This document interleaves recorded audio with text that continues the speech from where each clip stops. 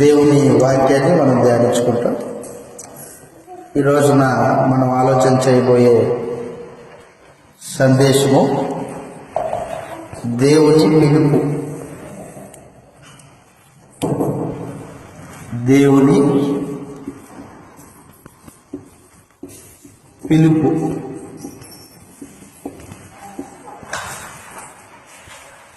భౌతికంగా ఎవరైనా చనిపోయారనుకో ఏమంటారు? దేవుని పిలుపు అందుకున్నాడు, పోయాడు అంటారు. భౌతికంగా శరీరాన్ని విడిచిపెట్టి వెళ్ళిపోతే అది దేవుని పిలుపు అంటారు. బైబిల్లో దేవుని పిలుపు అంటే దానికి సంబంధించింది కాదు. అది దేవుడు మనుషుల్ని పిలుస్తాడు, సువార్త ద్వారా పిలుస్తాడు. దేవుడు మనుషుల్ని సువార్త ద్వారా పిలుస్తాడు. పాపంలో ఉన్న వారిని తన ఆశ్చర్యకరమైన వెలుగులోనికి పిలుస్తాడు దేవుడు. కొంతమంది సేవకులైన వాళ్ళు బాప్తిజం పొందడానికంటే ముందుగానే దేవుని పిలుపు ఉందా నీకు అంటారు. సేవ చేయడానికి దేవుని పిలుపు ఉందా అంటారు. బాప్తిజం పొందడానికి దేవుని పిలుపు కావాలంట, సేవ చేయడానికి కూడా దేవుని పిలుపు కావాలి అని మనుషులు ఒక పద్ధతిని ఏర్పాటు చేశారు. ఒక రాత్రంతా ప్రార్థన చేస్తే అప్పుడు ఆ ప్రార్థన చేసుకుంటూ ఏడ్చుకుంటూ అలాగే పడుకున్నావు అనుకో, దేవుడు దర్శనంలో నిన్ను పిలుస్తాడు, నువ్వు బాప్తిజం పొందమని. అది దేవుని యొక్క పిలుపు అని మనుషులు మాట్లాడతారు. సమూయేలుని పిలిచాడు కదా, సమూయేలుని దేవుడు పిలిచాడు కదా, కాబట్టి ఈ రోజును కూడా పిలుస్తాడు దర్శనంలో. సమూయేలు సమూయేలు సమూయేలు అని పిలిచాడు కదా, కాబట్టి నిన్ను కూడా పిలుస్తాడు, అప్పుడు నువ్వు బాప్తిజం తీసుకోవాలి అని మనుషులకి లేఖనాలలో లేని పద్ధతులు ఎన్నో బోధించారు.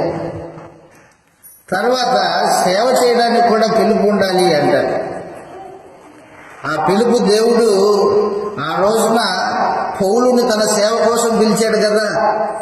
సౌలా సౌలా నన్నేలా హింసిస్తున్నావంటే, నువ్వెవడు ప్రభువా అన్నప్పుడు, నువ్వు హింసిస్తున్న యేసుని నువ్వు నా పరిచర్య కొరకు నాకు సాక్షిగా ఉండడానికి నియమించడానికి వచ్చానని పిలిచాడు కదా, కాబట్టి ఇప్పుడు కూడా పిలుస్తాడు అని మనుషులు వారి సొంత ఉద్దేశాలని పద్ధతుల్ని గ్రంథానికి విరుద్ధంగా ఏర్పాటు చేశారన్నమాట.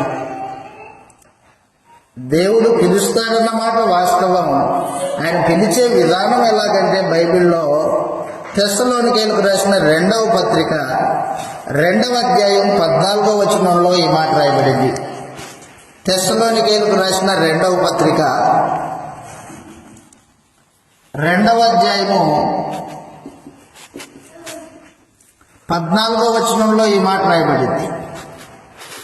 తెస్సలోనికైలకు రాసిన 2వ పత్రిక 2వ అధ్యాయము 14వ వచనంలో దేవుడు మనుషులను సువార్త ద్వారా పిలుస్తాడు. దేవుని పిలుపు సువార్త. ఇలాగున రక్షింపబడి ప్రభువైన యేసుక్రీస్తు యొక్క మహిమను పొందవలనని ఆయన మా సువార్త ద్వారా పిలిచాడు అన్నాడు. దేవుడు మనుషుల్ని సువార్త ద్వారా పిలుస్తాడు. అపోస్తలుల యొక్క సువార్త ద్వారా మనుషుల్ని పిలుస్తాడు. అపోస్తలుల యొక్క సువార్త ఎవరికైతే వినిపింపబడిందో వారు దేవుని పిలుపును విన్నారు. అపోస్తలుల సువార్త కాకోకుండా పలు రకాల సువార్తలు లోకంలో ఉన్నాయి. అపవాది వాటిని ఏర్పాటు చేశాడు, మనందరికీ తెలుసు. ఆ పిలుపులలో దేవుని యొక్క సందేశం లేదు. అపోస్తలుల యొక్క సువార్తలోనే దేవుని యొక్క పిలుపు ఉంది. అపోస్తలుల యొక్క సువార్త ద్వారా దేవుడు మనుషుల్ని పిలుస్తాడు. ఎక్కడి నుంచి ఎక్కడికి పిలుస్తాడు? అపోస్తల కార్యములు 24వ అధ్యాయము, అపోస్తుల కార్యములు 24వ అధ్యాయం. దేవుని యొక్క పిలుపు ఆత్మ రక్షణ కొరకు. అపోస్తుల కార్యములు 26వ అధ్యాయము 16వ వచనంలో ఈ మాట రాయబడింది. అపోస్తుల కార్యములు 26వ అధ్యాయం 16వ వచనం నుండి, నీవు నన్ను చూచి ఉన్న సంగతిని గూర్చియు, నేను నీకు కనబడబో సంగతులను గూర్చియు నిన్ను పరిచారకునిగాను సాక్షినిగాను నియమించుటకే కనిపించి ఉన్నాను చెప్తున్నాడు. కింద వచనంలో, నీవు లేచి నీ పాదములు మోపి నిలువుము, నేను ఈ ప్రజల వలనను నీకు హాని కలగకుండా నిన్ను కాపాడేదను. చీకటిలో అదనమాట, చీకటిలో నుండి. ఒకటి చీకటి అంటే పాపం, చీకటిలో నుండి వెలుగులోనికి, సాతాను అధికారం నుండి దేవుని అధికారం కిందికి తిరిగి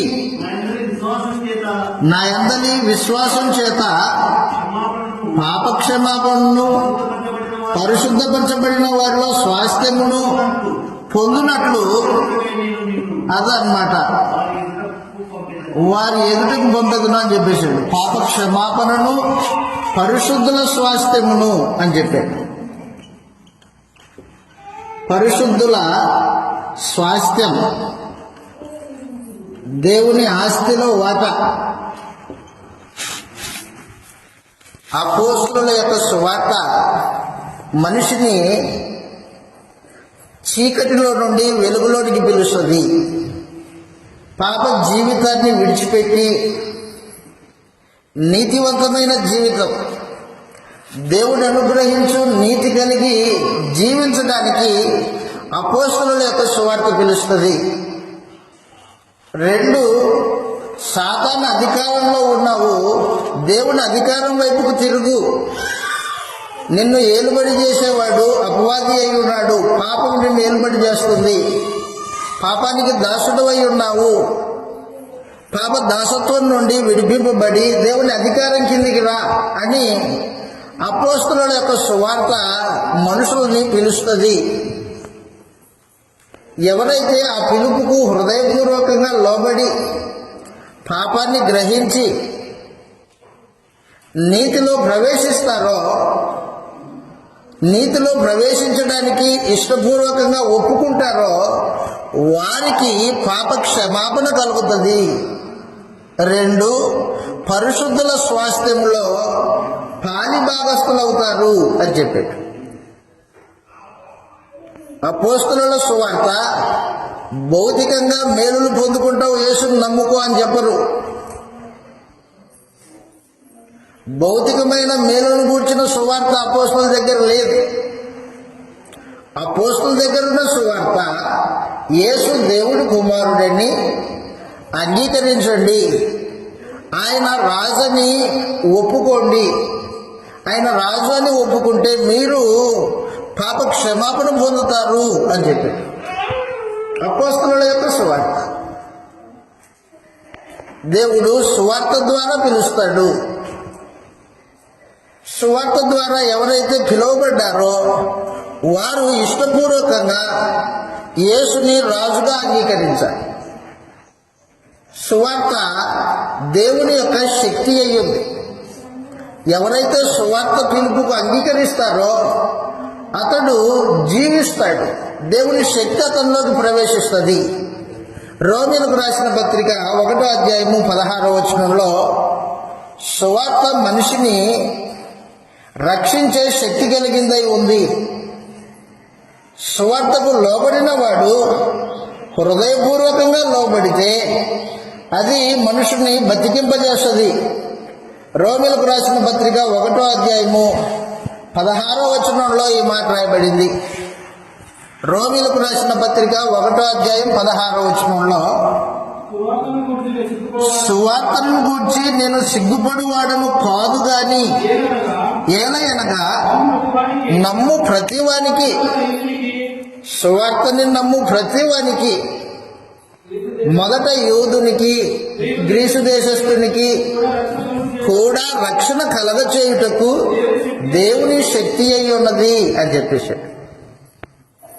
సువార్తకు విధేయత కనబరిచిన హృదయము దేవుని శక్తిని పొందుకుంటుంది. ఎప్పుడైతే మనుషుడు సువార్తకు హృదయపూర్వకంగా లోపడ్డాడో అప్పుడు దేవుని శక్తి వలన అతడు బ్రతికింపబడడానికి అవకాశాలు ఏర్పాటు చేసి పెట్టాడు దేవుడు. సువార్త వలన మనుషుడు బ్రతికింపబడతాడు. రోమీలకు రాసిన పత్రిక 6వ అధ్యాయము 16వ వచనంలో సువార్త శక్తి ఒకడు అనుభవించాలంటే, దాన్ని పొందుకోవాలంటే సువార్తకి హృదయపూర్వకంగా లోబడాలి. సంపూర్ణమైన హృదయంతో యేసు దేవుని కుమారుడని అంగీకరించాలి. 6వ అధ్యాయం రోమీలకు రాసిన పత్రిక 6వ అధ్యాయము 16వ వచనంలో ఈ మాట రాయబడింది. లోబడుటకు దేనికి మిమ్మును మీరు దాసులుగా అప్పగించుకొందురో అది చావు నిమిత్తముగా పాపముకే గాని నీతి నిమిత్తముగా విధేయతకే గాని దేనికి మీరు లోబడుదురో దానికి దాసులై ఉందిరని మీరు ఎరుగరా? మీరు పాపమునకు దాసులై ఉంటిరి గాని దేవుడు ఇప్పుడు మీరు నీతికి దాసులైతిరి అని చెప్పేశాడు. ఎందుకు? దేవుని స్తోత్రం అన్నట్టు. ఎవరైతే అపోస్తలుల బోధకు హృదయపూర్వకంగా లోబడ్డారో వారు దేవుని శక్తి పొందిన వారై ఉన్నారు. సువార్త చీకటిలో నుండి వెలుగులోనికి పిలిచే సువార్తది. వచ్చిన వారిని దేవుడు మహిమపరిచాడు. దేవుని పిలుపుని అంగీకరించి వచ్చిన వారిని దేవుడు మహిమపరిచాడు. వారి కొరకు ఏర్పాట్లు చేశాడు. దేవుని పిలుపు మొదటిగా యూదులకి అన్నాడు. అక్కడ యూదులకి మొదటిగా దేవుడు తన పిలుపును మొట్టమొదటిసారి యూదులకు అప్పగించాడు. యూదుల్ని పిలిచాడు. నేను ఏర్పాటు చేసిన రాజును అంగీకరించండి, రాజ్యంలోనికి రండి అని మొట్టమొదటి సువార్త సందేశము యూదుల మధ్యలో దేవుడు తన సందేశాన్ని వినిపింపజేశాడు. కానీ యూదులు దాన్ని అంగీకరించలేదు. దేవుని పిలుపును, దేవుని సువార్తను, అపోస్తలుల యొక్క సందేశాన్ని యూదులు తిరస్కరించారు. సువార్తను తిరస్కరించడం అంటే అర్థం ఏంటంటే ఆయన యొక్క అధికారాన్ని తిరస్కరించడం, ఆయన యొక్క ఆజ్ఞను తిరస్కరించడం, ఆయన సింహాసనానికి వ్యతిరేకంగా తిరగడం సువార్తను తిరస్కరించడం అంటే. యూదులు ఏం చేశారంటే అయినా కానీ పో, దేవుడికి వ్యతిరేకంగానే ఉంటాం మేము అని మనుషులు దేవుని సువార్త సందేశాన్ని తిరస్కరించారు. చదువుతాం, ఇలా రాయబడింది మత్తయి సువార్త 24వ అధ్యాయం. మత్తయి సువార్త 25వ అధ్యాయంలో మొదటిగా యూదుల దగ్గరికి దేవుని సందేశం వెళ్ళింది. అయితే వాళ్ళు దాన్ని తృణీకరించారు. తృణీకరించితే దేవుడు ఏం చేశాడంటే రాములని బతిమలాడడానికి ఆలోచన చేయలేదు. ప్రవక్తల్ని పంపించాడు, తన కుమారుణ్ణే పంపించాడు. కుమారుణ్ణి పంపించినా కూడా వారు దేవుని పిలుపుకు లోబడలేదు. మత్తయి సువార్త 25వ అధ్యాయము, క్షమించండి 22వ అధ్యాయం. మత్తయి సువార్త 22వ అధ్యాయం. రాజు తన కుమారుడికి పెళ్లి విందు చేయబోయే దినం గురించి మాట్లాడాడు. 22వ అధ్యాయం మొదటి వచనం నుండి యేసు వారికి ఉత్తరం ఇచ్చుచు ఉపమాన రీతిగా ఇట్లా, నేను పరలోక రాజ్యము తన కుమారునికి పెళ్లి విందు చేసిన ఒక రాజును పోలి ఉన్నది. ఆ పెళ్లి విందుకు ఆ పెళ్లి విందుకు పిలువబడిన వారికి పిలువబడిన వారికి రప్పించుటకు అతడు తన దాసుల్ని పంపించింది. వారు ఆనందపోయి వారు రానలేకపోయి, అదిగో తిరస్కారం. సువార్తకి తిరస్కారం చూపిన వాళ్ళు. రాజు తన కుమారుడికి పెళ్లి విందు చేస్తున్నాడు. ఆ విందుకు సమస్తము సిద్ధం చేసి పెట్టాడు. మనుషుల్ని పిలుస్తున్నాడు, ప్రత్యేకించి యూదులను పిలుస్తున్నాడు. యూదులు రాలేదు. కాగా అతడు ఇదిగో నా విందు సిద్ధముగా ఉన్నది, ఎద్దులను క్రొవ్విన పశువులను వధింపబడిన అంతయు సిద్ధముగా ఉన్నది.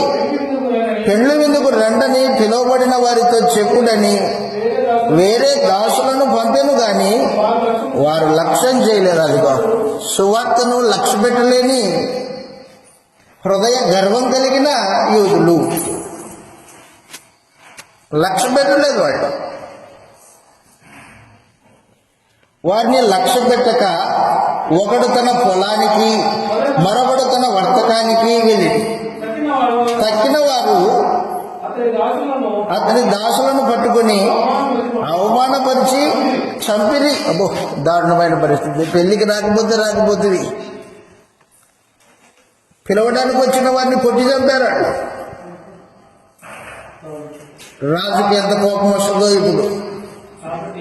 కాబట్టి రాజు కోపపడి తన దండును పంపించి వారిని సంహరించేశాడు. దాని పట్టణాన్ని తగలబెట్టించాడు. క్రీస్తు శకం 70లో యెరూషలేము రోమా చక్రవర్తి వెస్పేసియన్, అతని కుమారుడు టైటస్ సైన్యాధిపతి యెరూషలేముని నిప్పంటించేశాడు. యేసు ప్రభు ఈ మాట చెప్పింది, ఈ ఉపమానం చెప్పింది క్రీస్తు శకము 30 లోపు.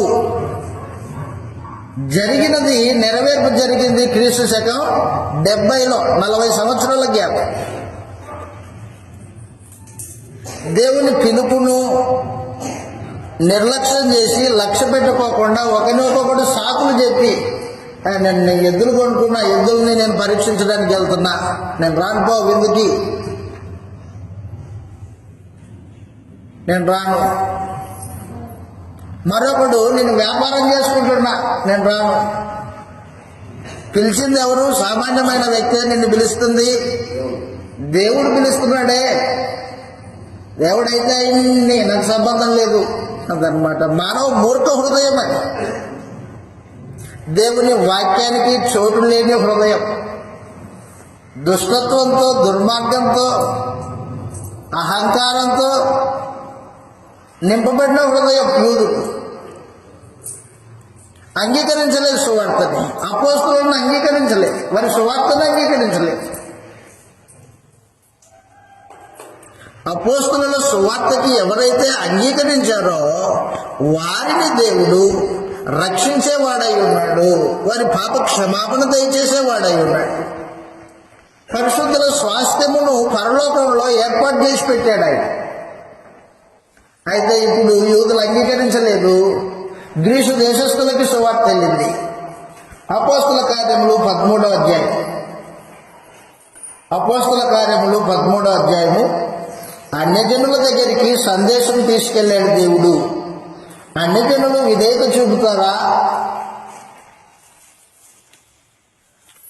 అన్యజనులు విధేయత చూపుతారు. అపోస్తల కార్యములు 13వ అధ్యాయంలో పౌలు మాట్లాడుతూ ఇలాగంటూ ఉన్నాడు. అపోస్తల కార్యములు 13వ అధ్యాయం 38వ వచనం నుండి, కాబట్టి సహోదరులారా, మీకు ఆయన ద్వారానే పాపక్షమాపణ ప్రచురమగుచున్నది, మరియు మీరు మోషే ధర్మశాస్త్రమును ఏ విషయంలో నీతిమంతులని తీర్చబడలేకపోతిరో ఆ విషయములన్నింటిలో విశ్వసించు ప్రతివాడు ఆయన మూలముననే నీతిమంతులంగా తీర్చబడుననియు మీకు తెలియను గాక. ప్రవక్తల గ్రంథములు చెప్పబడినవి మీ మీదికి రాకుండా చూసుకోండి. అదేంటంటే, ఇదిగో తిరస్కరించు వారలారా, ఆశ్చర్యపడుడి, నశించుడి. మీ దినములలో నేను ఒక కార్యము చేసేదను, ఆ కార్యము ఒకడు మీకు వివరించినను మీరు ఎంత మాత్రమును నమ్మరు అని. వారు సమాజ మందిరంలోకి పోయి మరుసటి విశ్రాంతి దినమున తమతో చెప్పవలనని జనులు కోరుకుండ్రి. సమాజ మందిరంలోనికి వారు అనేక యూదులను, భక్తి బలమైన యూద మతం ప్రవిష్టులను కొంతమంది వెంబడించారు. మరి వారం గడిచిపోయింది. మరుసటి విశ్రాంతి దినం 46వ వచనంలో, మరుసటి విశ్రాంతి దినమున 44లో దాదాపు ఆ పట్టణమంతయు దేవుని రాజ్యమును, దేవుని వాక్యమును వినుటకు కూడి వచ్చును. యూదులు జనసమూహములను చూచి మత్సరంతో నిండుకొని దూషించుచు పౌలు చెప్పిన వాటిని అడ్డము చెప్పిరి. అప్పుడు పౌలు బర్నబా ధైర్యంగా ఇట్లాంటి, అదిగో దేవుని వాక్యము మొదట మీకు చెప్పుట ఆవశ్యకమే, అయినను మీరు దాన్ని త్రోసివేశారు, నిత్య జీవమునకు అపాత్రులుగా ఎంచుకున్నారన్నమాట. వాళ్ళు అన్ని జనుల యుద్ధకు వెళుతున్నాం. అన్ని జనుల దగ్గరికి వెళ్ళారు, సువార్త చెప్తే అన్ని జనులు హృదయము దేవుని వాక్యానికి లోపరిచి వచ్చి సువార్తను హత్తుకున్నాడు. దేవుని వాక్యము మనుషుల దగ్గరికి వస్తే దాన్ని తిరస్కరించిన యూదా జనాంగం, దేవుని వాక్యము దగ్గరకు వస్తే హృదయపూర్వకంగా అంగీకరించిన అన్య జనాంగం. కాబట్టి దేవుడు మనుషుల్ని సువార్త ద్వారా పిలుస్తాడు. దేవుని సువార్త ఒక వ్యక్తికి వినిపించబడిందంటే అది దేవుని పిలుపు. మనుషుని పిలుపు కాదు, అది దేవుని పిలుపు. దేవుని పిలుపును మనుషులు తిరస్కరిస్తారు, కొంతమంది హత్తుకుంటారు. అలా హత్తుకున్న వారిలో అన్యజనులు ఉన్నారు, తిరస్కరించిన వారిలో యూదులు ఉన్నారు. నీవు సువార్తను అంగీకరించావా లేకపోతే తిరస్కరించావా అనే దాని మీద దేవుని యొక్క తీర్పు ఆధారపడి ఉంటుంది. ఈ రోజున దేవుని వాక్యం మనకు వినిపింపబడుతుంది, దేవుని సందేశం. అయితే మనుషులు వాక్యానికి విధేయత చూపరు, వింటారు, వెళ్ళిపోతారు. దేవుని వాక్యము వింటారు, వెళ్ళిపోతారు, పట్టించుకోరు. కారణం ఏంటంటే అది దేవుని వాక్యము అనే భావన వారి హృదయంలో ఉండదు. అది దేవునిది అనేది మనుషుడు హృదయంలో ఆలోచన చేస్తే దానికి భయపడతాడు, దానికి లోబడతాడు. తెస్సలోనిక సంఘం వాళ్ళు అపోస్తలులు సువార్త చెబితే విన్నారు. విని వారు ఏం చేశారంటే హృదయంలో వాటిని అంగీకరించి ఇది అపోస్తలుది కాదు, ఇది దేవుని సువార్త అని వారు దేవుని వైపుకు తిరిగారనమాట. వాళ్ళు తెస్సలోనికైలకు రాసిన మొదటి పత్రిక 1వ అధ్యాయంలో సువార్త దేవునిదది, మనుషులది కాదు, అపోస్తలుది కాదు. అపోస్తలులు సువార్త ప్రకటించవలనని దేవుని యొక్క ఏర్పాటు. తెస్సలోనికైలకు రాసిన మొదటి పత్రిక 1వ అధ్యాయం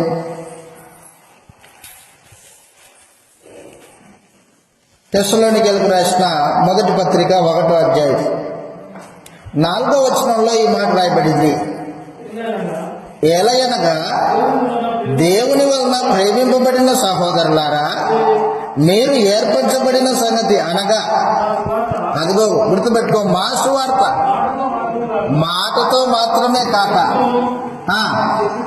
శక్తితోనూ పరిశుద్ధాత్మతోనూ నిశ్చయతతోనూ మీ యొద్దకు వచ్చి ఉన్న సంగతి మాకు తెలియదు.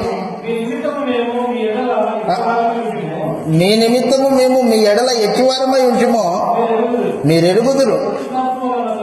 పరిశుద్ధాత్మక వలన కలుగు ఆనందముతో గొప్ప ఉపద్రవమందు వాక్యమును అంగీకరించి మమ్మును ప్రభువునకు పోలి నడుచుకొనిన వారైతిరి. కాబట్టి మాసిదోనియాలోను అకయలోను విశ్వాసులందరికీ మాదిరి అయితిరి. ఎందుకనగా మీ వద్ద నుండి ప్రభు వాక్యము మాసిదోనియాలోను అకయలోను మ్రోగెను. అక్కడ మాత్రమే కాదు, ప్రతి స్థలమందును దేవుని ఎడల ఉన్న మీ విశ్వాసము వెల్లడాయను. గనుక మేమేమి చెప్పవలసిన అవసరం లేదు. మీ యొద్ద మాకెట్టి ప్రవేశం కలిగినో అక్కడి జనులు మిమ్మల్ని గూర్చి తెలియజెప్పుచున్నారు. మరియు అదనమాట, మీరు విగ్రహములను విడిచి జీవంగల వాడును సత్యవంతుడకు దేవునికి దాసులగుటకు దేవుడు మృతులలో నుండి లేపిన యేసు అనగా రాబో ఉగ్రత నుండి మనల్ని తప్పించుచున్న ఆయన కుమారుడైన యేసు పరలోకం నుండి వచ్చుడని మీరు ఎదురు చూచుటకు అదనమాట, మీరు ఎలాగో దేవుని వైపు తిరిగితురో అది సువార్త. సువార్త అపోస్తలుల యొక్క సువార్త. పాపంలో ఉన్నవాడిని వెలుగులోనికి పిలిచేది సువార్త. పాప క్షమాపణ పొందుకెళ్ళేని పరిస్థితుల్లో ఉన్న మనుషుల్ని ఉచితంగా పాప క్షమాపణ దయచేసేది సువార్త. చనిపోయిన వ్యక్తిని, ఆత్మని జీవం ప్రసాదించే శక్తి కలిగింది సువార్త. అంగీకరించిన వానికి పాప క్షమాపణ, పరలోకంలో పరిశుద్ధులతో స్వాస్థ్యమును ఏర్పాటు చేయడానికి దేవుడు సువార్తను మనుషుల దగ్గరికి పంపించాడు. సువార్త శక్తి కలిగిందన్నమాట. సువార్తను అంగీకరించిన వారు జీవితాలని మార్చుకున్నారు. విగ్రహాలను విడిచిపెట్టి రాబోయే క్రీస్తు కొరకు ఎదురు చూడడము నేర్చుకున్నారు వాళ్ళు, తెస్సలోనిక సంఘం వాళ్ళు. కాబట్టి దేవుడు సువార్త ద్వారా పిలుస్తాడు. కొరింథీయులకు రాసిన 2వ పత్రిక 5వ అధ్యాయం. ఎవరైతే అపోస్తలుల యొక్క సువార్తకు లోబడి విధేయత కనబరిచి వస్తారో వారికి దేవుడు నీతిని అనుగ్రహిస్తాడు. కొరింథీయులకు రాసిన 1వ పత్రిక 15వ అధ్యాయం 5వ అధ్యాయము 18వ వచనం నుంచి చదువుతాం. కొరింథీయులకు రాసిన 2వ పత్రిక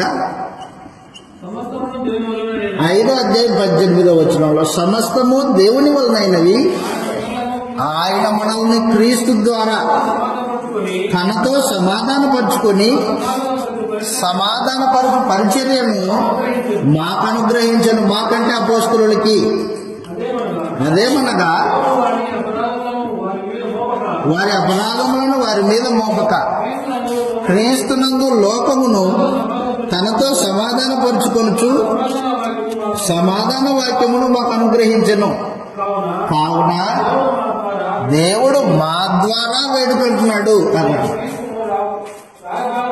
దేవదూతల ద్వారా కాదు, దర్శనాల ద్వారా కాదు. ఎవరి ద్వారా? అపోస్తలుల యొక్క సువార్త ద్వారా దేవుడు వేడుకుంటున్నాడు మనుషుల్ని. నాతో శత్రుత్వం వద్దు నాయన, నాతో సమాధానపడు, సువార్తను అంగీకరించు అని మనుషుల్ని వేడుకుంటున్నాడు. చదువుతాం, అక్కడ రాయబడింది, మా ద్వారా వేడుకొనినట్టు మేము క్రీస్తుకు రాయబారులమై ఉండి దేవునితో సమాధాన పడుటని క్రీస్తు పక్షముగా మిమ్మల్ని బతిమలాడుకొనుచున్నాం. ఎందుకనగా ఆయన యందు మనము దేవుని నీతి అగునట్లు పాపమెరుగని ఆయనను మన కోసం పాపముగా చేసెను. దేవుని నీతి. సువార్తలో దేవుని నీతి ప్రదర్శింపబడింది. పాపం చేసిన వాడు శిక్షార్హుడు, దేవునికి శత్రువు, దేవునికి విరోధి, పాప దాసత్వంలో ఉన్నవాడు, సాతాను యొక్క బందికాణంలో ఉన్నవాడు, పాపం చేసినవాడు.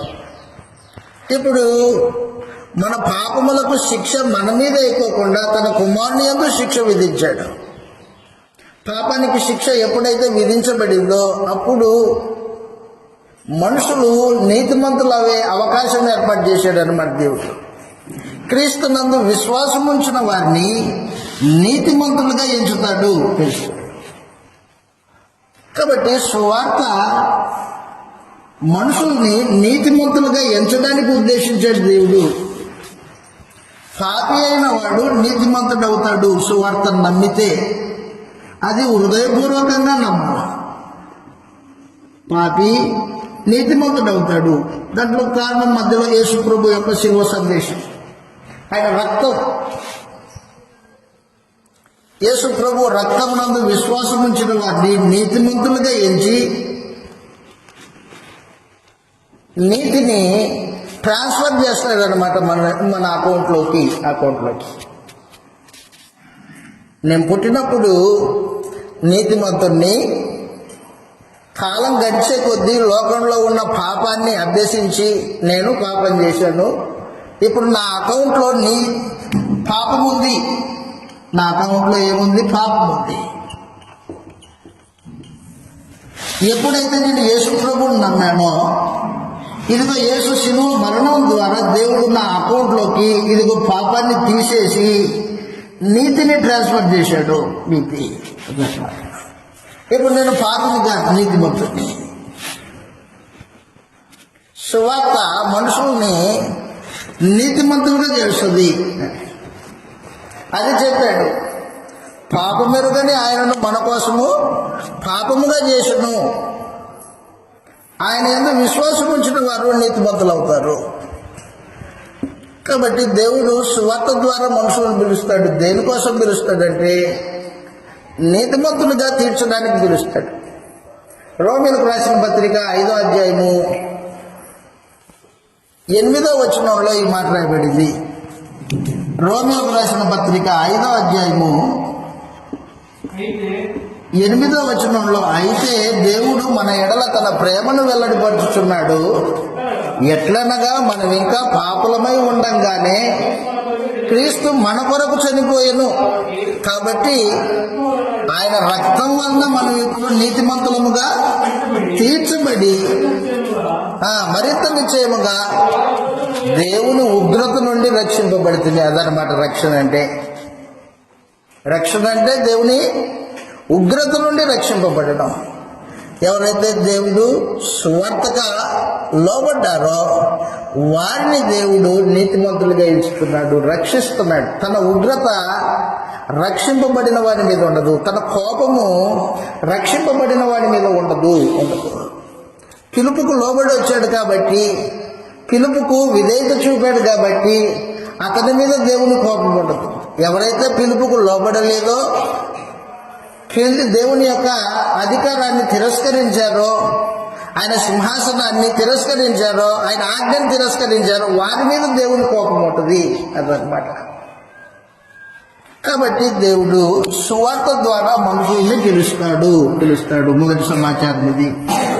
సువార్త నమ్మిన వాళ్ళని నీతిమంతులుగా ఎంచుతాడు. పాపము అకౌంట్లో పాపం ఉంటే దాన్ని తీసివేసి నీతిని ట్రాన్స్ఫర్ చేస్తాడు అనమాట. నీతి దేవుని నీతి.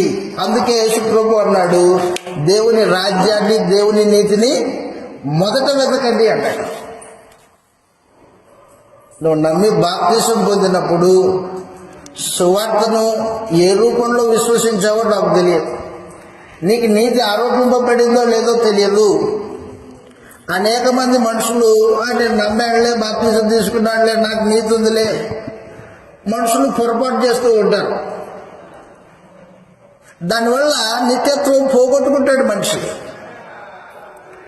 నీతి నీ అకౌంట్లోకి ట్రాన్స్ఫర్ అయ్యిందా లేదా అనేది ఎప్పటికప్పుడు చూసుకోవాలా. అమౌంట్ ఒకరికి డబ్బులు పంపించామనుకో, ఫోన్పే, గూగుల్ పే, వెంటనే అవతల వచ్చిందో లేదో ఫోన్ చేసి కనుక్కుంటాం. మనం వచ్చిందా లేదా, వచ్చిందంటే మనసులో సంతోషం. వెళ్ళిపోయింది, నెమ్మది ఉంటుంది. అది వెళ్ళలేదనుకో లోపల గుబులు, ఎక్కడ పోయింది మనం డబ్బులు పంపించేది గుబులు. మనిషి ఇది కాదు, అది వచ్చిందనేంత వరకు నెమ్మది ఉండదు. అలాగున్న క్రీస్తు యేసునందు విశ్వాసం ఉంచిన వారు, సువార్తకు లోబడిన వారికి దేవుడు హృదయంలో నెమ్మది కలగజేస్తాడు, నీతిని ట్రాన్స్ఫర్ చేస్తాడు అన్నమాట. రోమీయులకు రాసిన పత్రిక 5వ అధ్యాయంలో ఈ మాట రాయబడింది, నీతిని ట్రాన్స్ఫర్ చేస్తాడు ఆయన. రోమీయులకు రాసిన పత్రిక 5వ అధ్యాయం, రోమీయులకు రాసిన పత్రిక 5వ అధ్యాయంలో ప్రత్యేకించి 17వ వచనంలో ఈ మాట రాయబడింది, మరణము ఒకని అపరాధ మూలముగా వచ్చినదై ఆ ఒకని ద్వారానే ఏలిన ఎడల కృపా బాహుల్యమును, అదిగో నీతి దానమును దానంగా ఇస్తున్నాడు అనమాట. నీతి దానమును పొందువారు జీవం గలవారై మరి నిశ్చయముగా యేసుక్రీస్తును ఒకని ద్వారా ఏలుదురు అని చెప్పేశాడు. కాబట్టి నీతి దానం సువార్త ద్వారా ఎవరైతే పిలువబడ్డారో, లోబడి వచ్చారో వారికి దేవుడు నీతిని దానంగా దయచేస్తాడు. మనం సంపాదించిన నీతి కాదు అది. మనం సంపాదించింది పాపం సంపాదించాం. ఆ పాపానికి వచ్చే శాపాన్ని సంపాదించాం. మనం నీతిని సంపాదించలేదు. మన నీతి క్రియలు మనం రక్షింపబడడానికి ఏమాత్రము లెక్కలోకి రావు. కానీ దేవుడే తన కుమారుడైన క్రీస్తు యేసునందు తన నిర్దోషమైన రక్తం చేత, యేసు ప్రభు యొక్క నిర్దోషమైన రక్తం చేత మన పాపములకు ప్రాయశ్చిత్తం చేసి నీతిని దానంగా ఇస్తున్నాడు. విధేయత చూపిన వాళ్ళకి నీతిని దానంగా ఇస్తున్నాడు. హృదయంలో నెమ్మది దయచేస్తున్నాడు అన్నమాట. సువార్తకు లోబడిన వారికి దేవుడు అనుగ్రహించే గొప్ప ఆత్మ సంబంధమైన దీవెన. రెండవది, దేవుడు పిలుస్తున్నాడు. దేనికోసం పిలుస్తున్నాడంటే యేసు ప్రభువుతో సహవాసానికి పిలుస్తున్నాడు మనల్ని. కొరింథీయులకు రాసిన మొదటి పత్రిక మనం చదివిన వాక్య భాగంలో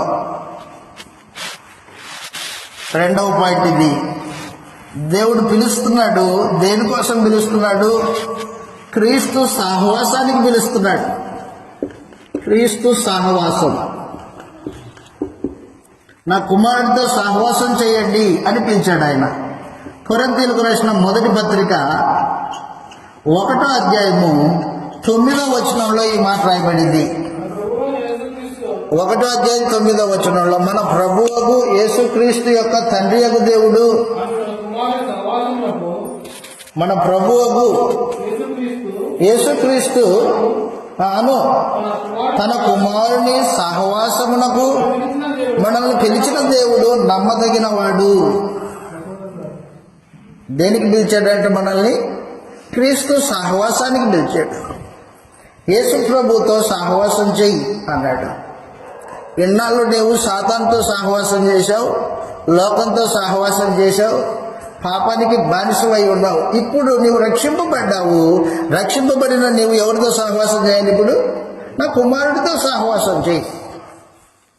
నా కుమారుడితో సహవాసం చేస్తే నీకు నా కుమారుని యొక్క లక్షణాలు వస్తాయి. సహవాసము యేసు ప్రభు యొక్క సారూప్యతలోనికి ఎదగడానికి ఉద్దేశించాడు దేవుడు. యేసు ప్రభు యొక్క గుణలక్షణాలు మనం ధరించుకోవడానికి క్రీస్తు సహవాసానికి పిలిచాడు. క్రీస్తు యొక్క సహవాసంలో ఆయన వెంట ఉంటే, ఆయన్ని వెంబడిస్తూ ఉంటే, ఆయనతో నడుస్తూ ఉంటే మనుషుడు ఆయన లాంటి లక్షణాలని నేర్చుకుంటాడు. ఈ రోజున సంఘంలోనికి ప్రవేశించి కూడా లోకం యొక్క దురాశలు, చెడుతనాలు ఇంకా సంఘంలో వ్యక్తుల హృదయాల్లో ఉన్నాయంటే అర్థం ఏంటంటే వారు క్రీస్తు సహవాసం చేయట్లేదు. సహవాస దోషం వలన మనుషుడు చెడిపోతాడు. ఏదైనా తోటలో అపవాది సాతానుతో సహవాసం చేశాడు, వాటితో సంభాషించాడు, వాటితో ముచ్చట్లు పెట్టుకున్నాడు. ఏమైంది? అవ్వ వాడి యొక్క సహవాసంలో అపరాధంలో పడింది.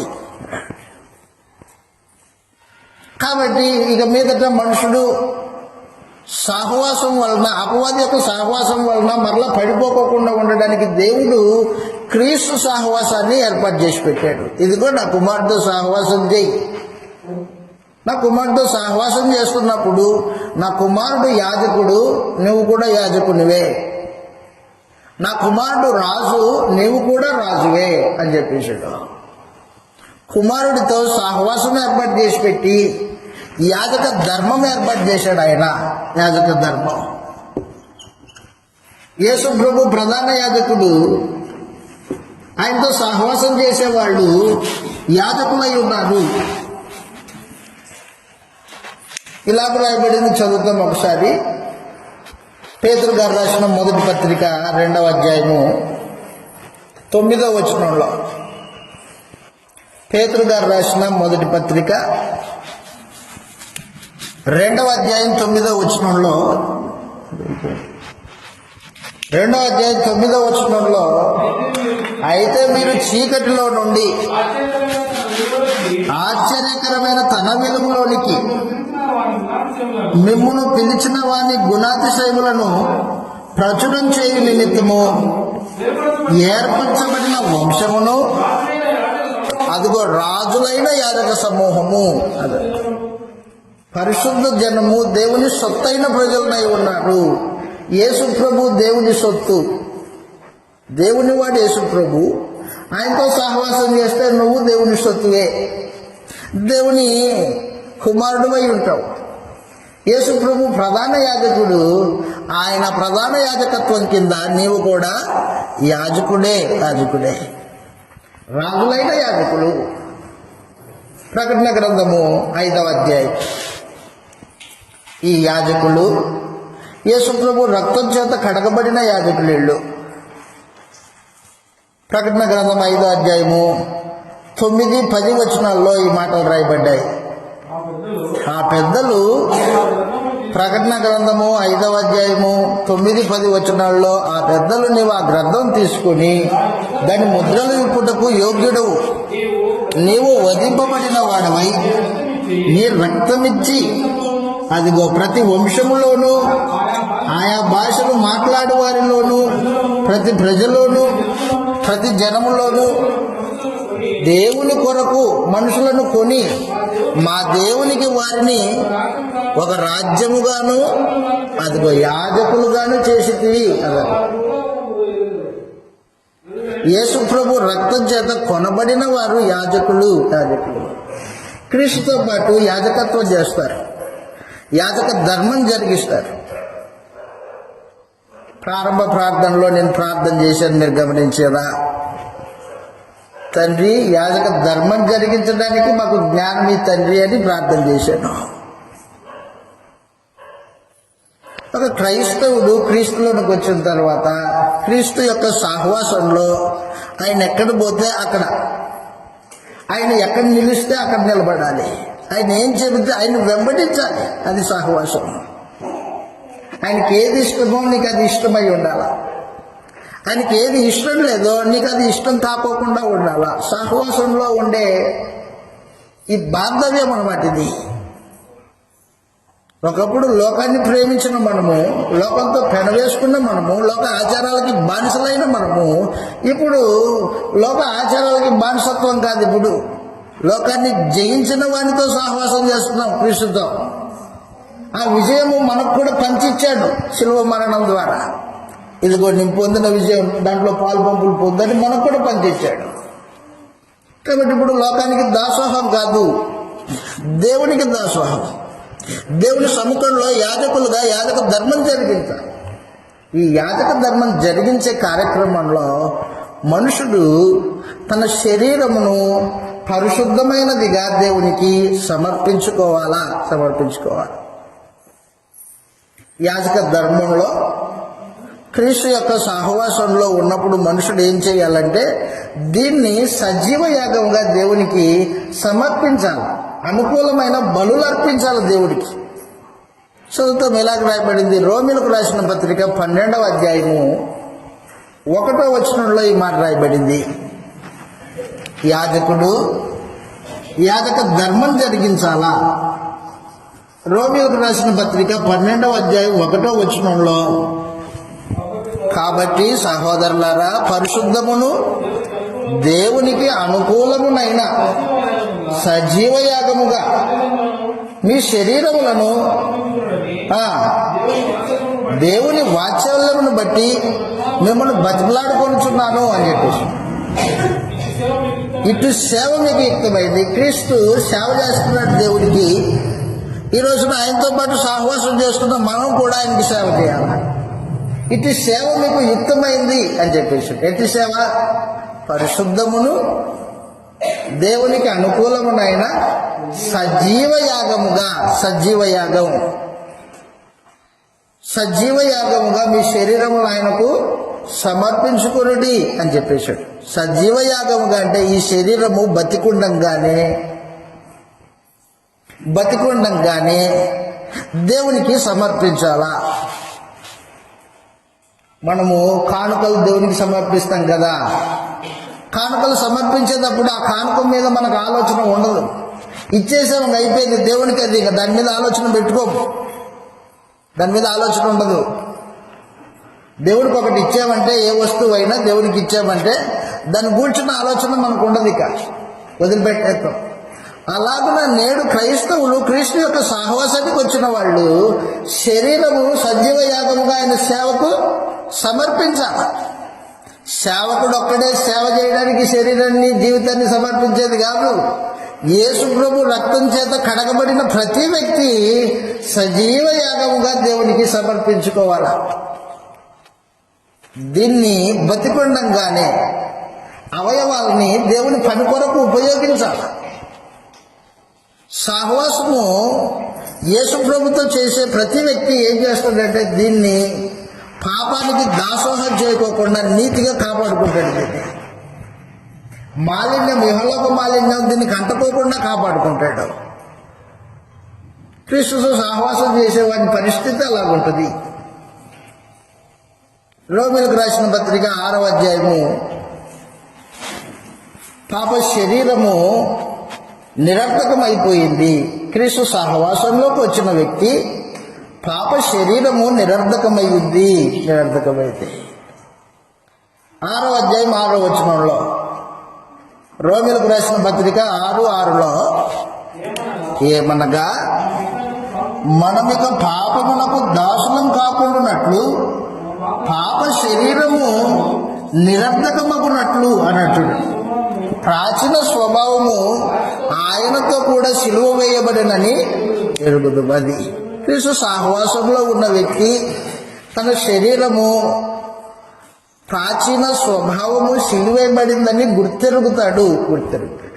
నేను చనిపోయాను, శరీర ఇచ్చలు కోరికలు నెరవేర్చుకునే పాతోడిని కాదు నేను ఇప్పుడు. దేవుని సేవ చేయడానికి క్రీస్తు సహవాసానికి వచ్చాను. కాబట్టి మనుషుడు క్రీస్తు సహవాసంలో క్రీస్తు లాంటి యాజకత్వం చేయడానికి, ఆత్మ సంబంధమైన బలులు అర్పించడానికి క్రీస్తు సహవాసాన్ని ఏర్పాటు చేశాడు దేవుడు. నా కుమార్తెతో సహవాసం చేయడానికి పిలిచాడు నిన్ను. కానీ మనుషుడు దేవుని పిలుపు ఒక ఉద్దేశం అయితే మనుషుని యొక్క ఉద్దేశం వేరే. నమ్మాడు, బాప్తిసం పొందాడు, అయిపోయింది. ఇక కింగు రాజు కథని లోకంతో పెన వేసుకుంటాడు, లోకస్తులుగా బతుకుతాడు. అది కాదు జీవితం. బాప్తిసం పొందిన తర్వాత నీ స్థితి మార్చబడింది. ఒక స్థితిలో నుండి ఇంకొక స్థితిలోనికి పిలిచాడు దేవుడు. ఒక వాతావరణంలో నుంచి ఇంకో వాతావరణంలోనికి పిలిచాడు ఆయన. ఆ వాతావరణంలో క్రీస్తు సహవాసం ఏర్పాటు చేసి పెట్టాడు. క్రీస్తు సహవాసంలో మనుషుడు ఏం చేయాలంటే యాజక ధర్మం జరిగించాలి. పాప అవయవాల్ని నీటికి సాధనాలుగా ఉపయోగించాలి. చదువు అక్కడ రాయబడింది 11వ వచనంలో, 6వ అధ్యాయం 11వ వచనం, రోమపత్రిక 6వ అధ్యాయం 11వ వచనంలో, అటువలే మీరును పాపం విషయమై మృతి పొంది మృతులుగాను దేవుని విషయమై సజీవులుగాను మిమ్మల్ని మీరే క్రీస్తు యేసునందు సజీవులుగాను ఎంచుకొనుడి. కాబట్టి శరీర దురాశలకు లోబడినట్లుగా చావునకు లోనైన మీ శరీరమందు పాపమును ఏలనీయకండి. అదనమాట పాపం ఏలకూడదు మీదట. ఒకప్పుడు పాపం ఏలింది మనల్ని, ఇప్పుడు పాపం ఏలదు, ఏలనీయకూడదు. నువ్వు నీ హృదయంలో పాపం యొక్క ఏర్పడి ఉండకూడదు అని చెప్పాడు. పరిశుద్ధమైన దేవునికి అనుకూలమైన బలులు అర్పించగలిగినట్లు మీ సజీవ యాగముగా మీ శరీరంలో ఆయనకి సమర్పించుడి అని చెప్పేశాడు. క్రీస్తు యొక్క యాజకత్వంలో మనుషుడు యాజకుడై ఆత్మ సంబంధమైన బలులు అర్పించాలా, భౌతికమైన బలులు కాదు. ఆ రోజున ఇశ్రాయేలీయులు అహరోను ప్రధాన యాజకుడు, అహరోను కింద లేవి గోత్రం వాళ్ళు యాజకులుగా పనిచేశారు. మనుషులు తెస్తున్న బలుల్ని, మేకల్ని, గొర్రెల్ని, వాటి రక్తాన్ని దేవుడి సముఖంలో అర్పించేవాళ్ళు. వాళ్ళ పని అది. ఈ రోజున భౌతికమైన బలులు లేవు. ఒక్కటే విధమైన బలి ఏర్పాటు చేసి పెట్టారు, అది క్రీస్తు బలి. అది అయిపోయింది. అయితే కొత్త నిబంధన యాజకులు ఆత్మ సంబంధమైన బలులు అర్పించాలి. ఏంటో బలులు? ఒకటి, సజీవ యాగముగా మీ దేహమును ఆయనకు సమర్పించాలా అని చెప్పాడు. 2, మనం పాడే పాటలు హృదయంతో పాడాలా, హృదయంతో పాడాలి. స్తుతి బలి అన్నాడు దాన్ని ఏమన్నాడు? స్తుతి బలి అన్నాడు. హెబ్రీ పత్రిక 13వ అధ్యాయం, హెబ్రీ పత్రిక 13వ అధ్యాయంలో క్రీస్తు సహవాసంలో మనము యాజకత్వం సమర్పించాలి. హెబ్రీలకు రాసిన పత్రిక 13వ అధ్యాయము, హెబ్రీలకు రాసిన పత్రిక 13వ అధ్యాయం ప్రత్యేకించి 15వ వచనంలో ఈ మాట రాయబడింది. కాబట్టి ఆయన ద్వారా మనము దేవునికి ఎల్లప్పుడూ స్తుతి యాగము, యాగం అంటే బలి, స్తుతి యాగము అనగా ఆయన నామమును ఒప్పుకొనుచు జిహ్వా ఫలమును అర్పించుచు ఉపకారమునకు ప్రత్యుపకారము చేయ మర్చిపోకండి అని చెప్పేశాడు. అట్టి యాగము దేవునికి ఇష్టమైంది. ఇప్పుడు దేవునికి ఇష్టమైన బలులు ఆ రోజున ఇశ్రాయేలు అర్పించారు. దేవునికి ఇష్టమైన బలులు కాదవి. దేవునికి ఇష్టమైన బలి యేసుప్రభు యొక్క బలి. ఈ రోజున కొత్త నిబంధన యాజకులు అర్పించే బలులు దేవునికి ఇష్టమైనవి. క్రీస్తు సహవాసంలో యాజకత్వము ఏర్పాటు చేసి పెట్టాడు దేవుడు. 2, క్రీస్తు సహవాసంలో దేవుడు ఏమి ఏర్పాటు చేసి పెట్టాడంటే నిన్ను ఏలికగా పెట్టాడు. క్రీస్తు యొక్క సహవాసంలో నీవు ఏలుబడి చేయాలి. ఎవరిని ఏలాలి? పాపాన్ని ఏలాలి. కరెక్ట్, సహోదరులు బాగా చెప్పారు. పాపాన్ని ఏలాలి. పాపము ఇక మీదట నీ మీద పెత్తనం చేయకూడదు. ఒకప్పుడు పాపం పెత్తనం చేసింది, ఇప్పుడు పాపం పెత్తనం చేయడానికి లేదు క్రైస్తవుల జీవితాలు. ఏలుబడి ఇప్పుడు మనం చేయాలి పాపం మీద అధికారం. రోమీయులకు రాసిన పత్రిక 5వ అధ్యాయంలో మనం ఈ విషయాన్ని చదువుతాం. రోమీయులకు రాసిన పత్రిక 5వ అధ్యాయం 17వ వచనం మరొకసారి, ఇందాక చదివాము, మరొకసారి. మరణము ఒకని అపరాధ మూలముగా వచ్చినదై ఆ ఒక్కని ద్వారానే ఏలింది. ఒకప్పుడు ఏమేలింది? మరణం ఏలింది, పాపం ఏలింది. కృపా బాహుల్యం యేసుక్రీస్తు వారు వచ్చిన తర్వాత దేవుని కృప ప్రత్యక్షమైంది. నీతి దానం పొందిన వారు క్రైస్తవులు జీవం గలవారై మరి నిశ్చయముగా యేసుక్రీస్తును ఒకని ద్వారానే ఏలుగురు. ఏమి ఏలుబడి చేస్తారు? పాపాన్ని ఏలుబడి చేస్తారు, శరీరాన్ని ఏలుబడి చేస్తారు, లోకాన్ని ఏలుబడి చేస్తారు. ఏలుబడి మరణాన్ని ఏలుబడి చేస్తారు క్రైస్తవులు. కాబట్టి క్రీస్తు యొక్క సహవాసానికి పిలిచిన దేవుడు, అబ్బాయి అది ఆయనతో సహవాసం చేయి, ఆయనతో సహవాసం చేస్తే నా సముఖంలో యాజకత్వం ఎలా చేయాలో నేర్పిస్తాడు, ఏలుబడి ఎలా చేయాలో, పరిశుద్ధంగా ఎలా బతకాలో నేర్పిస్తాడు. ఆయనతో సహవాసం చేయి అని దేవుడు తన కుమారుని యొక్క సహవాసానికి పిలిచాడు, మనల్ని పిలిచాడు. సహవాసం యొక్క విలువ తెలియని వాళ్ళు కేవలం ఆదివారానికి మాత్రమే క్రైస్తవులుగా ఉంటారు.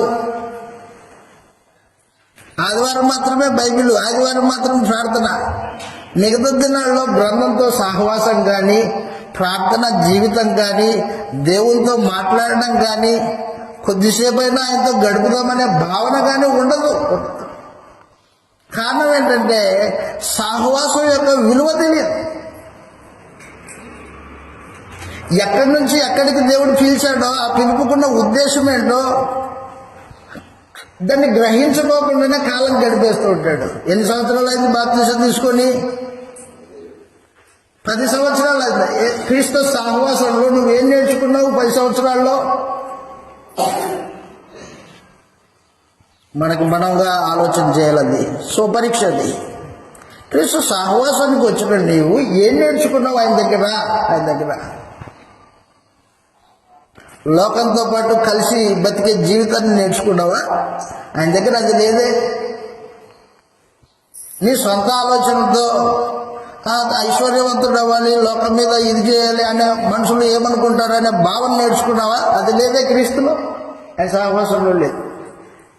లోక సహవాసంలో ఉన్నది. లోక సహవాసం చేసేవారు క్రీస్తు సహవాసంలో లేరు. క్రీస్తు సహవాసం లేకపోతే నీ జీవితము రక్షింపబడ్డాననే భ్రమే తప్ప నిజంగా రక్షింపబడినట్టు కాదు.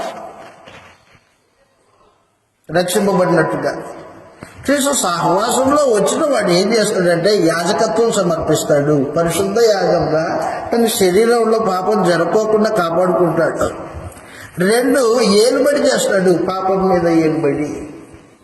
నీతిని జరిగించడానికి తన అవయవాల్ని సాధనంగా అప్పగిస్తాడు. ఉదాహరణకి యవనస్తుడైన యోసేపు ఉన్నాడు.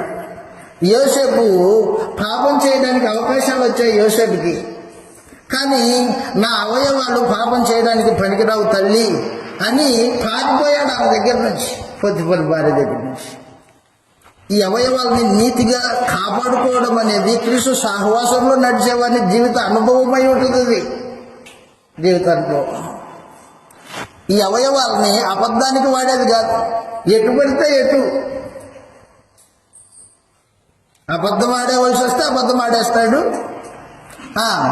ఏం ఆలోచన చేయవలసి ఉంటే అది ఆలోచన చేస్తాడు. అవయవాలు నీతికి సాధనాలు కాదు ఇవి, అపరిశుద్ధమైన అవయవాళ్ళు. అపరిశుద్ధమైన అవయవాళ్ళు దేవుడు సముఖంలో కూర్చొని దేవా అని పెదవులతో మాట్లాడితే ఆయన అంగీకరించడు. నేను ముగించబోతున్నా. 3వ సమాచారం, క్రీస్తు సహవాసము దేవుడు పిలిచాడు. 2వది క్రీస్తు సహవాసానికి పిలిచాడు. 3వది దేవుడు క్రీస్తుతో పాటు వారసత్వానికి పిలిచాడు, మహిమకు పిలిచాడు. క్రీస్తుతో పాటు వారసత్వానికి పిలిచాడు, మహిమకు పిలిచాడు.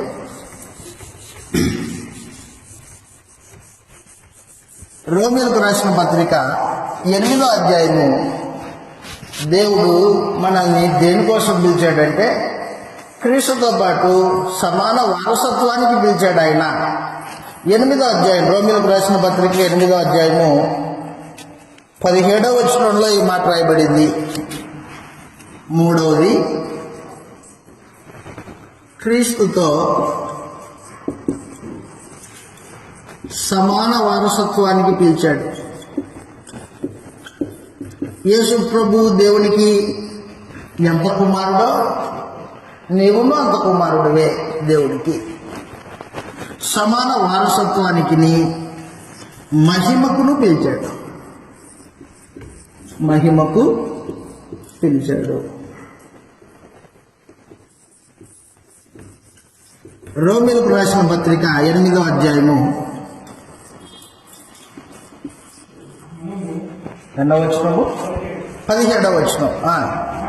మనము పిల్లలమైతే వారసులం, అనగా దేవుని వారసులం, క్రీస్తుతో కూడా మహిమ పొందుటకు ఆయనతో శ్రమపడిన వేళల క్రీస్తు తోడి వారసులము. మనము క్రీస్తు తోడి వారసత్వాన్ని దయచేశాడు దేవుడు మనకి. క్రీస్తు ఎంత కుమారుడో దేవునికి అంత కుమారత్వాన్ని దేవుడు మనకు దయచేశాడు. దేవుని వారసులు సంఘం అంటే, దేవుని వారసులు, దేవుని ఆస్తికి కర్తలు. పరిశుద్ధుల స్వాస్థ్యంలో పాలిభాగస్తులు, తేజోవాసుల స్వాస్థ్యంలో పాలిభాగస్తులు, దేవుని వారసులు. అయితే ఆ వారసత్వాన్ని స్వతంత్రించుకోవాలంటే క్రీస్తుతో పాటు శ్రమపడాలా. శ్రమ లేకుండా మహిమ ఉండదు. కష్టపడుకోకుండా అన్నవేళ దొరుకుతుంది అంటారు కదా, అలాగున్నా క్రీస్తుతో పాటు శ్రమ కాకోకుండా, శ్రమలు అనుభవించుకోకుండా నాకు మహిమ కావాలా క్రీస్తుతో అంటే కుదరదు. క్రీస్తుతో పాటు శ్రమ అనుభవించాలా. యేసు శ్రమ అనుభవించాడు. దేనికోసము? తన సంఘం కొరకు శ్రమ అనుభవించాడు. తన శరీరంలో పాపం లేని రక్తాన్ని సంపాదించాడు. సంఘం కోసమే ప్రయాసంతా. నోరును అదుపులో పెట్టుకున్నాడు. తన హృదయాన్ని మనుషులు రెచ్చగొడుతున్నారు, అయినా రెచ్చిపోయిన వాడుగా. సాతాను శోధిస్తుంది, అయినా శోధనకి లొంగిన వాడుగా శ్రమపడ్డాడు. కల్వరి శిలువలో ఘోరంగా హింసిస్తూ ఉంటే ఆ హింసను సహించుకున్నాడే తప్ప తిరగవల్ని దూషించిన వాడు కాదు. సహింపు అనే వస్త్రాన్ని ధరించుకొని శ్రమపడే మనసు కలిగి ఆయన శ్రమను అనుభవించాడు, సంఘం కోసం అనుభవించాడు. ఇప్పుడు క్రీస్తుతో పాటు మనం ఏం చేయాలంటే ఆ సంఘం కొరకే, ఆ సంఘమై ఉన్న మనమే శ్రమపడాలా. ఎంతవరకు శ్రమ అనుభవిస్తున్నాం మనం క్రీస్తు కోసం? ఎంతవరకు? ఆదివారం నుంచి ఆదివారానికి వచ్చి కూర్చుంటున్నామే కానీ నిజంగా క్రీస్తు సువార్తను ఇద్దరికైనా వారంలో చెప్పడానికి ప్రయత్నం, కొద్దిసేపు అయినా దేవుని వాక్యమును ఇతరులతో పంచుకునే ఒక సద్గుణం మనలో ఎంతమందికి ఉంది? క్రీస్తు సహవాసానికి వచ్చిన వాళ్ళు, క్రీస్తుతో పాటు వారసత్వం పొందిన వాళ్ళు శ్రమపడాలి. శ్రమ పడితే మహిమ పొందుతారు. శ్రమ లేకుండా మహిమపడలేదు. కాబట్టి దేవుడు మనుషుల్ని పిలుస్తున్నాడు. ఎక్కడికి పిలుస్తున్నాడు? ఎలా పిలుస్తాడు? దర్శనాల ద్వారా పిలుస్తాడా? కళల్లో పిలుస్తాడా? కాదు, తను సువార్త సందేశం ద్వారా పిలుస్తాడు. ఎవరైతే సువార్తకు లోబడతారో, అపోస్తలుల యొక్క సువార్తకు లోబడతారో వారికి దేవుడు తన శక్తిని ప్రసాదిస్తాడు. చనిపోయిన వారిని తన శక్తి చేత తిరిగి లేపి సజీవునిగా చేసి, పాపి అయిన వాని అకౌంట్లో ఆ పాపాన్ని అంతా తీసేసి నీతిని అకౌంట్లోకి దానం చేసి నీతిమంతునిగా చేయించి, ఇదిగో నాయన ఇప్పుడు నువ్వు నీతిమంతుడివి, ఇదిగో క్రీస్తు సహవాసం చెయ్యి. క్రీస్తు సహవాసం చేసేటప్పుడు ఆయన యాజకత్వము, ఆయన వెంబడి నడుచు, ఆయన ఏం చేస్తున్నాడో చూడు. యాజకత్వం చేస్తున్నాడు కదా, నువ్వు యాజకత్వం చెయ్యి. యాజకత్వం చేసేటప్పుడు ఆత్మ సంబంధమైన బలులు అర్పించాలా. ఆత్మ సంబంధమైన బలుల్లో మొట్టమొదటిది నీ శరీరాన్ని సజీవ యాగంగా సమర్పించాలా. అది దేవునికి ఇష్టమైన సేవ ఉంది. ఆ తర్వాత నువ్వు స్తుతి యాగం చేయాలా అని చెప్పాడు యాజకత్వంలో. తర్వాత క్రీస్తు సహవాసంలో నువ్వు ఏలాలి. ఆయన ఏలుతున్నాడు సింహాసనం మీద కూర్చొని. యేసు ప్రభు ఏలికై ఉన్నాడు, నేడు రాజు అయి ఉన్నాడు, సమస్తాన్ని వెళ్తున్నాడు. భూ అధిపతులకు అందరికీ అధిపతి అయి ఉన్నాడు యేసు. 3 లోకాల ఆధిపత్యం పొందిన వాడై ఉన్నాడు. ఇప్పుడు నువ్వు ఆయనతో పాటు వెళ్తున్నావు. ఏలిక దేన్ని వెళ్ళాలంటే శరీరాన్ని వెళ్ళాలా, పాపాన్ని వెళ్ళాలా. పాపం ప్రవేశించుకోకుండా ఉండడానికి శరీరమును క్రీస్తు సహవాసానికి లోపరచాలి. అది కూర్చోదు. ప్రార్థన అంటే దానికి అంగీకారం ఉండదు. కొద్దిసేపు వాక్యం చర్చించుకుందామంటే సహోదరులతో మాట్లాడడానికి అది అంగీకారం ఇయ్యదు. అది నీకు అది పని ఉంది పదా, ఆ పని విడిచిపెట్టి ఇటు వచ్చి కూర్చుంటావా? నిన్నేం చేస్తుందంటే నిన్ను లోపరుచుకుంటుంది. నువ్వు లోపడిపోతున్నావు. పైపెచ్చు ఆదివారానికి యాజకుడిని రొట్టె ద్రాక్షరసం నాకి నువ్వు నాకు ఇలేదు ఏంటంటే గొడవ. ఏలుబడి లేకుండా రొట్టె ద్రాక్ష రసం తిన్నా నిత్య జీవం లేదు. నిత్య జీవం లేదు. ఒక మనుషుడు నిత్య జీవం పొందడానికి దేవుడు చేసిన ఏర్పాట్లలో క్రీస్తు సహవాసంలో మనుషుడు పాపాన్ని ఏలాలి. మరణం వరకు ప్రాణాన్ని ప్రేమించని వాడై ఉండాలి. ఎవరైతే ప్రాణాన్ని ప్రేమిస్తారో వారు పాపాన్ని జరిగిస్తారు. ప్రాణాన్ని ప్రేమించే వాళ్ళు యేసు ప్రభు శిష్యులు కానేరరు అని చెప్పేశాడు ప్రభు. ముందుగా చెప్పాడు, సువార్త పిలిచేటప్పుడే చెప్పాడు. ఎవడైనా నన్ను వెంబడింపగోరితే తన తల్లిదండ్రుల కంటే, అన్నదమ్ముల కంటే, అక్కచెల్లెల కంటే, తన ప్రాణం కంటే ఎక్కువగా నన్ను ప్రేమించేవాడై ఉండాలా అన్నాడు. దాపరికంతో మాట్లాడేవాడు కాదు యేసు ప్రభు. ఉన్నది ఉన్నంగా చెప్తాడు. అంగీకరిస్తారు రా, లేకపోతే పో, అంతే. కాబట్టి మనుషులు మొదట్లో అంగీకరించామని వచ్చి అంగీకరించడానికి పూనుకొని మధ్యలో రాలిపోయిన వాళ్ళు ఎంతోమంది రాలిపోయారు. మనలో ఎంతమంది రాలిపోతామో. కాబట్టి దయచేసి గుర్తుపెట్టుకో, దేవుడు క్రీస్తు సహవాసానికి పిలిచాడు. 3వది క్రీస్తుతో పాటు సమాన వారసత్వానికి, మహిమకు పెంచాడు. దేవదూతల మధ్యలో క్రీస్తు ప్రభువు ఉన్నతమైన సింహాసనాసీనుడై కూర్చొని వెళ్తున్నాడు. దేవదూతల సేవ అందుకుంటున్నాడు ప్రభు యేసు. సంఘం కూడా దేవదూతల యొక్క సేవ అందుకుంటుంది. దేవదూతలు సేవకులై ఉన్నారు మనకి. మనం వెళ్ళు ప్రతి ప్రయాణంలో మనకు సహాయం చేసి దేవుడు ఏం చేస్తున్నాడంటే దేవదూతను పంపించి కాస్తున్నాడు మనల్ని. నీ బిడ్డలు ఒక ఊరు నుంచి ఇంకో ఊరికి ప్రయాణం అయిపోయారనుకో, వాళ్ళ గురించి ఆలోచన ఉంటుంది. వెళ్ళారా లేదా, ఎలాగున్నారు. అలాగ పరమందుల దేవుడు కూడా తన బిడ్డలైన సంఘం పట్ల అదే బాధ్యత కలిగిన వాడై ఉన్నాడు. తన సేవకుల్ని పరిచారకులుగా పెట్టాడు. జాగ్రత్త నా పిల్లలు అని చెప్పాడు. కాబట్టి దేవుడు సంఘమునకు ఏర్పాటు చేసిన ఈ జీవిత విధానము ఎంత ఉన్నతమైందో నీవు నీ మనోనేత్రాలు తెరిచి చూస్తే అర్థమవుతుంది. మనోనేత్రాలు వెలిగించకపోతే ఏదో పోయేస్తున్న మతం ఆచారాలు అంతే. ఆచారాలు జరిగించేవాడు నిత్య జీవం పొందలేడు. ఆదివారం ఆచారం, అది క్రైస్తవుల ఆచారం. వస్తారు పోతారు అంతే. వింటారు, ఏదో 4 వాక్యాలు వింటారు. తర్వాత వాళ్ళకి చెవుల్లో తోసింది కానికేస్తారు. పదా యేసుకి జై, జెండాకి జై.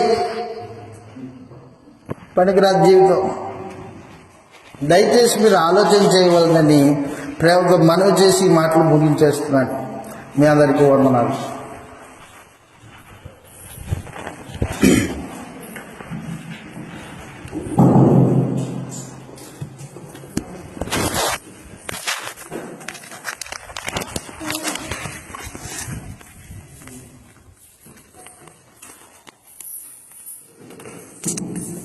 Allah